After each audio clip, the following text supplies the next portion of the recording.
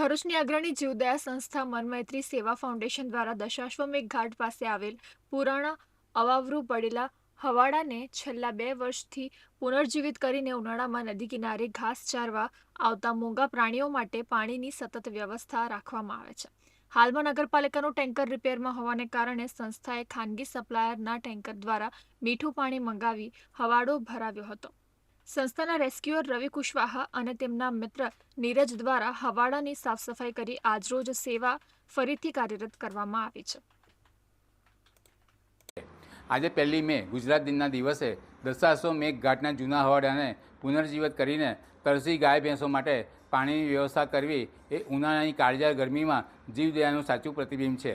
સંસ્થાના બાહોશ રેસ્ક્યુઅર કર્મચારી શ્રી રવિ કુશવાહ અને તેમની ટીમે સેવા પુનઃ શરૂ કરવા માટે ખૂબ જહેમત ઉઠાવવામાં આવી છે. આ તબક્કે ભરૂચ નગરપાલિકાની પણ સહભાગિતા માટે આભાર. ધન્યવાદ. જય